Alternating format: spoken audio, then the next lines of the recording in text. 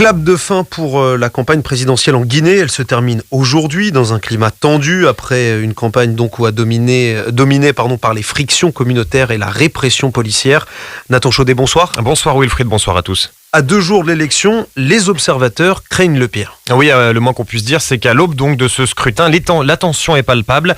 Et ces derniers jours, marqués notamment par de nouveaux affrontements entre les militants des deux principaux candidats, elles sont finalement à l'image du reste de la campagne. Vous le disiez, cela fait des mois que la population descend dans la rue pour protester contre la candidature d'Alpha Condé, qui a changé la Constitution pour pouvoir briguer un 3e mandat. Ces manifestations ont été lourdement réprimées. On compte des dizaines de morts et des centaines d'arrestations. Et comme les 2 derniers scrutins avaient déjà été marqués par des violences, cela inquiète forcément.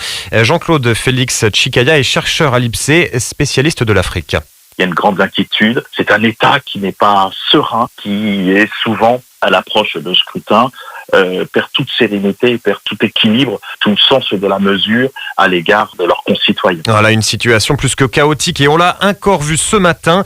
Les forces de sécurité ont mis en place sans explication des barrages pour bloquer l'accès au centre de Conakry. C'est là où se trouvent les centres de décision guinéens.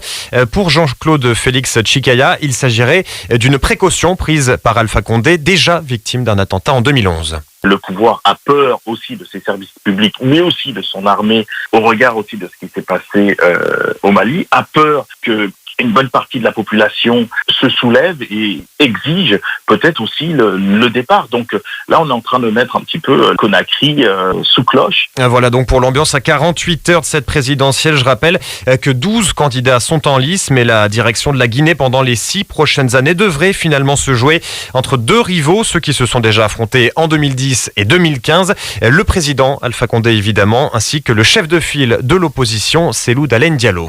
Fin de campagne donc en Guinée. Merci Nathan. Et début de campagne en Côte d'Ivoire. La présidentielle est prévue le 31 octobre. Après des semaines de contestation, l'opposition appelle d'une même voix au boycott actif du scrutin. Appel porté notamment par les 2 principaux candidats d'opposition, Henri Konan Bédié et Pascal Afine-Guessant. Ils exigent tous les 2 l'ouverture d'un véritable dialogue politique avec le pouvoir, alors qu'Alassane Ouattara, de son côté, refuse pour le moment toute discussion. Le président sortant qui est en lice pour un 3e mandat très contesté.